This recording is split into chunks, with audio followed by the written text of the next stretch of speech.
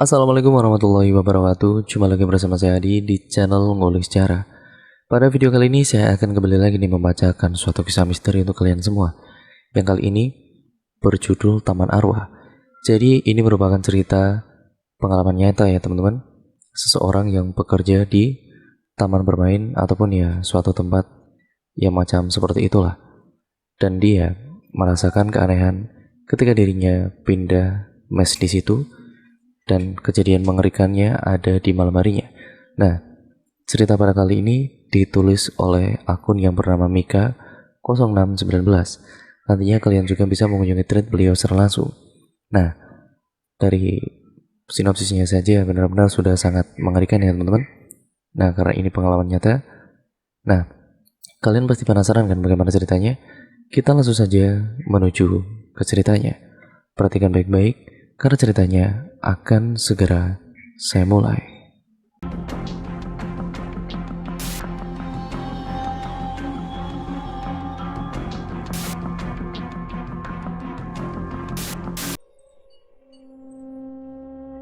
Sebuah wahana rekreasi di salah satu kota di wilayah Jawa bagian barat yang pada saat jam operasional ramai dikunjungi orang. Ternyata malam setiap harinya kembali diramaikan oleh mereka para arwah dan makhluk gaib lainnya. Ini adalah kisah yang benar-benar terjadi, pengalaman yang dialami karyawan usaha kuliner saya selama bekerja di tempat sebelumnya. Selanjutnya, kisah ini tidak semata-mata bermaksud mendiskreditkan pihak tertentu. Ya, ini mata murni menceritakan pengalaman dia. Pada prinsipnya penulis akan menyamarkan dan atau merahasiakan lokasinya, pihak-pihak dan orang-orang dalam kisah ini untuk kepentingan privasi dan kenyamanan pihak terkait. Dari kisah ini pula semoga kita semua mengambil pembelajaran serta mendapatkan pesan moral. Selamat mendengarkan. Saya pengusaha kuliner di sebuah kota kecil di perbatasan Provinsi Banten dengan Provinsi Jawa Barat. Sebagaimana pengusaha lainnya, salah satu hal yang harus ditangani adalah soal karyawan. Sudah 4 kali berganti karyawan di bagian yang job desk-nya itu menangani langsung konsumen. Saya menyebutnya adalah karyawan bagian depan. Artinya simpel saja, kebalikan dari karyawan bagian belakang yang menangani urusan dapur saat karyawan terakhir menunjukkan performa yang kurang memuaskan. Maka saya bermaksud hendak menggantinya. Sebagai calon penggantinya, salah seorang karyawan bagian dapur merekomendasikan tetangga rumahnya yang katanya belum lama pulang dari kota X setelah bertahun-tahun merantau bekerja. Alasan utama kembali pulang kampung adalah karena pandemi. Setelah melewati proses yang tidak serumit melamar pekerjaan di kantoran, maka resmilah saya mempunyai karyawan bagian depan yang baru. Namanya Putra, seorang laki-laki tentunya. Saat tulisan ini dibuat usianya 28 tahun. Ia merupakan anak pertama dari 3 bersaudara. Adiknya yang kedua laki-laki, si bungsu perempuan. Keluarganya dari kalangan yang sangat sederhana. Maka itulah orang tua hanya sanggup menyekolahkan Putra sampai lulus SD saja. Saat usianya 19 tahun, ia memutuskan ingin merantau ke kota mencari pekerjaan untuk membantu kondisi keluarganya di kampung. Dia juga berpikir untuk membantu biaya sekolah adik-adiknya agar tidak seperti dia yang hanya lulusan SD. Gayung bersambut, melalui teman kenalannya dari Facebook, Putra mendapatkan ajakan bekerja di tempat si kenalan Facebooknya bekerja itu. Nama kenalannya adalah Masto. Masto bekerja di satu wahana, sebuah tempat rekreasi di kota X di bagian yang merawat taman dan kebunnya. Putra mulai semakin cair dengan saya sebagai atasannya setelah sekitar 3 minggu bekerja di tempat usaha saya. Saat tidak terlalu sibuk, kami mengobrol tentang hal-hal di luar pekerjaan di usaha kuliner saya ini. Jadi, kamu berapa lama bekerja di Ipipura? Sebut saja begitu. Saya kerja di sana sejak tahun 2013 sampai 2018. 6 tahunan, Pak, jawabnya. Sebagaimana dikisahkan sebelumnya, melalui Masto, Putra mendapat pekerjaan sebagai tukang kebun di Hibibura. Dia merasa bersyukur bisa diterima bekerja di sana, mengingat ijazahnya hanya lulusan SD. Putra tidak menyia-nyiakan kesempatan itu. Dia bekerja dengan giat dan juga rajin. Ternyata hal itu mendapatkan perhatian dari manajernya. Dalam waktu 3 bulan, jabatan Putra dinaikkan menjadi pengawas bagian perkebunan. Artinya ketika masuk bekerja, Putra masih selevel dengan Masto. Saat dia diangkat menjadi pengawas, otomatis menjadi atasan Masto. Hal itu kemudian menimbulkan kedengkian di hati Masto. Putra yang saat pertama kali ke kota X lalu bekerja di Hibibura selama 3 bulan, tinggal bareng di kontrakan Masto. Atas keadaan tersebut, Masto mengusir Putra. Mulai sekarang anggap saja saya nggak pernah kenal sama kamu. Kamu pergi dari sini, cari di tempat lain saja, kata Masto. Dari situ Putra akhirnya keluar masuk rumah kontrakan petak, terhitung sebanyak 3 kali.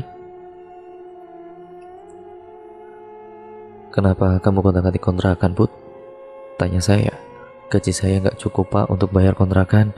Karena saya kan harus kirim uang juga ke kampung, jawab Putra. Sebenarnya saya dapat kontrakan yang rada murah, tempatnya di dekat rel kereta api. Tapi di situ tetangga kontrakan saya kebanyakan orang-orang buangan, terangnya. Orang-orang buangan gimana maksud kamu? Itu Pak, banyak yang waria, pekerja seks komersil, sama preman-preman. Ya saya was-was Pak, mana barang saya juga ada yang pernah dicuri pas saya tinggal kerja, jawab Putra. Putra menceritakan keluh kesah keluar masuk kontrakannya kepada rekan kerjanya. Sampai-sampai kondisi Putra itu diketahui oleh manajernya. Suatu hari si manajer ini memanggil untuk menghadap. Put, saya dengar kamu pindah-pindah kontrakan ya. Gimana kalau kamu tinggal saja di sini? Tanya si manajer, sekaligus menawarkan Putra tinggal di lingkungan Hibibura.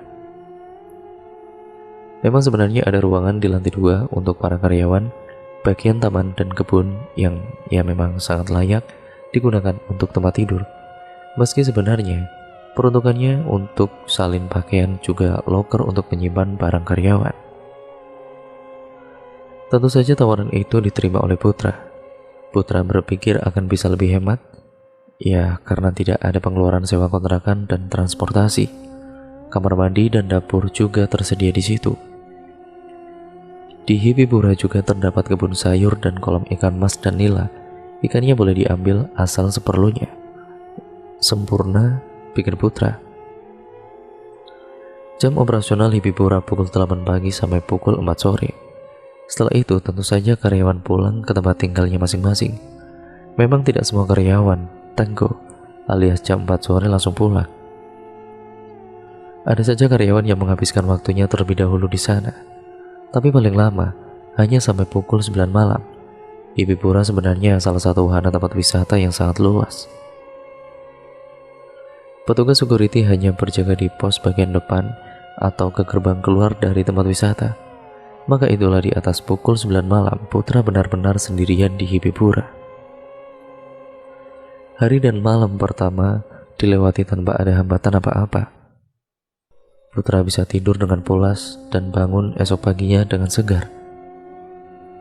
Namun saat malam kedualah Putra mulai merasakan ada sesuatu yang tidak lazim di tempat tinggalnya itu. Auranya mulai terasa janggal dan juga mistis. Konsep wisata di Hibibura adalah ekoturisme. Di dalamnya para wisatawan akan mendapatkan edukasi agrikultur. Sasaran utama wisatawan adalah anak-anak pelajar sampai tingkat pendidikan SMP. Di sana mereka bisa bermain sambil belajar bercocok tanam dan berternak. Maka itulah di dalam wahana Hibibura terdapat kebun sayur-sayuran dan juga lahan sawah meskipun hanya sepetak, dan juga beberapa hewan peternakan seperti ayam, domba, kelinci, bahkan kerbau ada di situ. Burung-burung juga menjadi koleksinya. Suasananya sangat rimbun dan juga teduh saat siang hari karena terdapat juga pohon-pohon besar seperti beringin, kelapa, bambu, dan pohon-pohon lainnya. Bisa dibilang Hibibura seperti hutan mini. Sarana kantor, Ruang edukasi dan gudang peralatan berada di tengah-tengah wahana. Terdapat musola berbentuk gazebo atau saung tidak jauh darinya. Untuk para wisatawan berjalan mengitari seluruh wahana Hibibura dipasangi paving block. Pihak Hibibura juga menyewakan sepeda ontel apabila wisatawan enggan berjalan.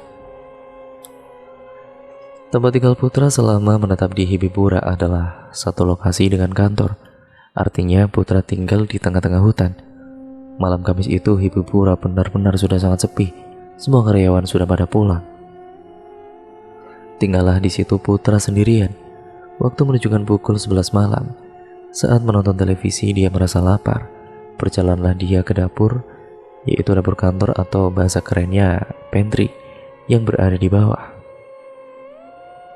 Putra bermaksud hendak memasak mie instan rebus. Supaya mie rebusnya ini lebih nikmat lagi, terpikir olehnya dibubuhi cabai segar dan ditambah daun sawi. Kebun cabai dan sawi berada beberapa meter dari kantor. Untuk itu Putra harus keluar menuju kebun. Dia berjalan menyusuri paving block. Tiba-tiba angin berhembus lebih kencang dari biasanya sampai-sampai menggoyangkan batang pepohonan. Seolah pepohonan itu menarikan semacam gerakan ritual. Ya, bunyi dedaunan juga ranting-ranting saling bergesekan terdengar. Di antara bebunyian itu, telinga Putra menangkap bunyi sapu lidi, seperti ada yang menyapunya. Siapa yang menyapu malam-malam? Terbesit pertanyaan dalam benak Putra. Dia menoleh ke sekeliling, tidak ada siapapun. Lalu dia berpikir, cuma perasaan saya saja kali. Tiba di kebun cabai, dia mulai memetik beberapa buahnya. Bunyi sapu lidi terdengar lagi, bahkan kali ini lebih dekat. Putra kemudian berhenti memetik lalu melihat sekeliling. Suara sapu hilang. Bulu kuduknya Putra pun berdiri. Ia merasa ada seseorang atau sesuatu selain dirinya ada bersamanya. Kemudian Putra segera beranjak dari kebun cabai, tidak lagi mempedulikan daun sawi yang belum sempat dia petik. Namun dia waspada, berjalan mundur perlahan. Saat berjalan mundur, baru beberapa langkah dia bertabrakan dengan seseorang. Putra menoleh, ternyata dia bertabrakan dengan punggung seseorang. Sosok wanita parubaya, bisa dibilang nenek-nenek. Terbesit di pikiran Putra, nenek itu adalah Bu Nur. Bu Nur, sapa Putra. Bu Nur adalah petugas kebersihan lingkungan sekitar kantor Hibibura. Tapi bukannya Bu Nur udah pulang dari tadi, pikirnya. Lagi pula Bu Nur kan saat bekerja selalu mengenakan seragam khusus personil bagian kebersihan. Sedangkan sosok nenek-nenek yang ditabraknya memakai pakaian atasan model kebaya, namun terlihat sudah usang kehitaman. Bawahannya memakai kain yang juga terlihat usang. Putra tersadar itu bukan Bu Nur. Lalu ia mundur mengambil jarak sekitar 3 langkah dari sosok nenek itu. Nenek siapa? Kok malam-malam ada di sini? Putra bertanya sambil gemetar, namun ia mencoba menguasai dirinya. Yang ditanya diam tidak bergeming. Nek, sapa Putra lagi. Sosok nenek itu perlahan membalikkan badannya menghadap Putra. Astagfirullah, teriak Putra. Lalu ia jongkok menyembunyikan wajah dengan memeluk kedua lututnya. Sosok nenek yang dilihat Putra wajahnya gosong, melepuh seperti terbakar di bagian wajah kiri. Bola matanya sudah tidak ada. Sedangkan bagian wajah kanan masih terlihat utuh. Matanya nampak besar melotot menatap Putra. Mata itu seperti hendak keluar dari kelopaknya. Rambutnya disanggul dan putih beruban. Ada apa kesini? Mau apa? Tolong, jangan nunjukin seperti ini ke saya. Saya di sini niatnya hanya kerja, kata Putra mencoba mengajak bicara sosok nenek-nenek itu sambil tetap menutup wajah dengan kedua dengkul. Tubuh Putra gemetar hebat saking ketakutannya. Tidak terdengar jawaban atau reaksi apapun dari nenek itu. Beberapa saat kemudian Putra memberanikan diri membuka matanya. Ternyata nenek itu sudah tidak ada di hadapan Putra, hilang begitu saja. Putra mengambil langkah 1000, lalu terbirit-birit langsung menuju ruang atas. Putra merasa lemas, lalu kemudian dia pun tertidur atau mungkin juga pingsan karena syok. Saat dia terbangun ternyata hari sudah subuh. Ya ampun, teriak Putra ngeri.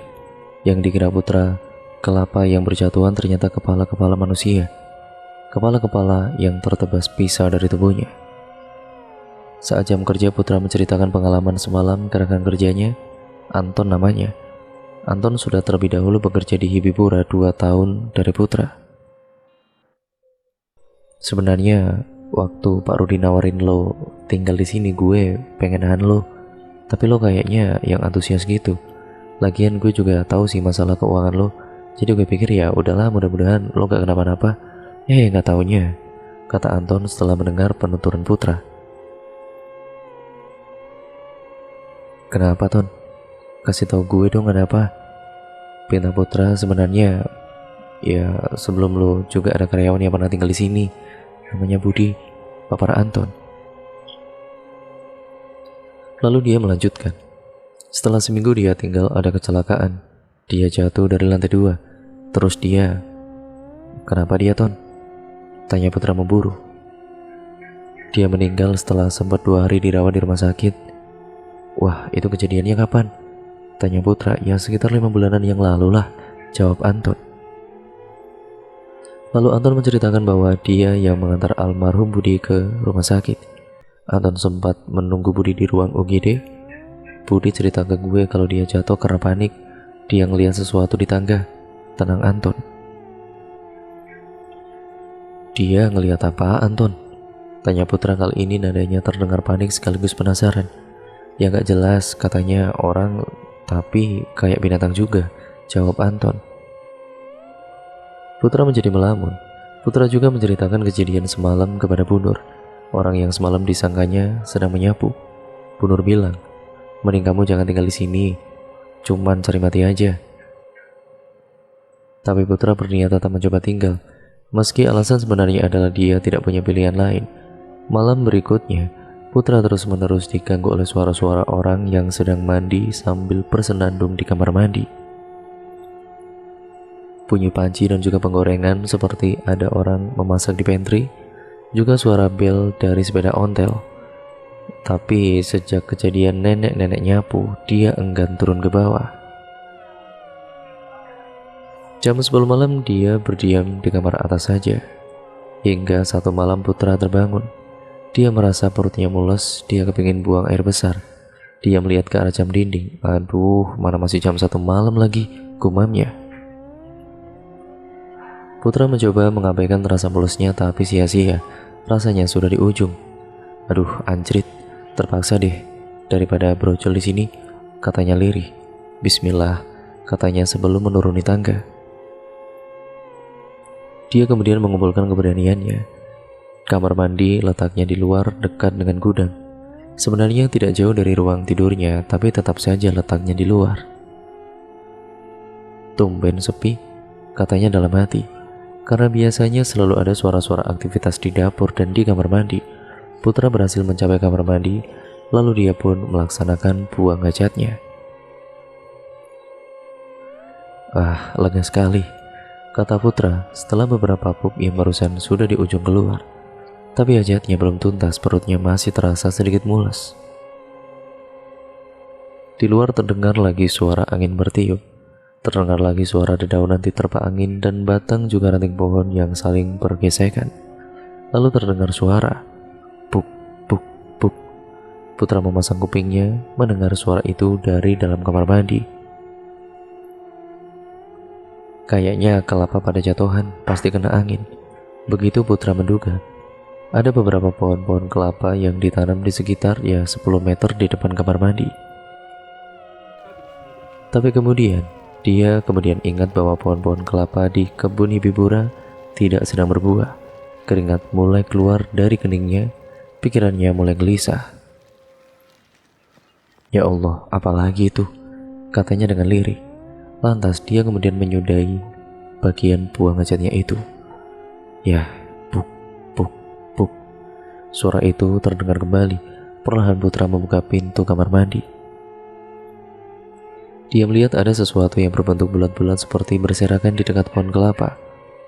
Dalam keremangan dia mencoba menegaskan pandangannya pada benda bulat yang berserakan dekat pohon kelapa itu. Ya ampun, teriak Putra ngeri. Yang dikira putra kelapa yang berjatuhan ternyata kepala-kepala manusia, kepala-kepala yang tertebas pisah dari tubuhnya. Putra pun berlari bermaksud hendak ke arah kamarnya yang hanya berbelok ke kanan, namun dia menghentikan langkahnya pada kala itu. Ada sesuatu yang seolah menghadangnya. Putra tidak percaya dengan apa yang dilihatnya itu. Sosok tubuh tanpa kepala berjalan-jalan tertati-tati. Tangan kirinya membawa kepalanya sendiri dengan menjambak rambutnya. Sosok itu berjalan tertatih karena pergelangan kaki kanannya terikat rantai dengan bandul bola besi seukuran bola kaki. Pakaian sosok itu koyak-koyak seperti habis dicambuk habis-habisan. Wah! Teriak Putra ketakutan. Dia kemudian tersungkur dengan posisi duduk. Dia bangkit untuk mencoba, namun kedua lututnya lemas. Akhirnya dengan kekuatan yang masih ada, dia berhasil berdiri. Kemudian dia mencoba berlari sambil terhuyung-huyung ke arah sebaliknya yang menuju ke arah kebun. Nah, cerita pun akhirnya bersambung ke part yang selanjutnya ya teman-teman. Nah, kalian pasti penasaran kan bagaimana pengalaman si Putra ini dalam pekerjaannya di suatu tempat itu yang dijuluki Taman Arwah. Nah, kalian pasti penasaran kan bagaimana kelanjutan ceritanya? Nantikan terus kelanjutan ceritanya hanya di channel ini. Sekian ya teman-teman, jangan lupa untuk kalian like, comment, dan share video kali ini agar channel ini bisa berkembang menjadi channel yang jauh lebih baik lagi. Dan terima kasih atas dukungan kalian selama ini.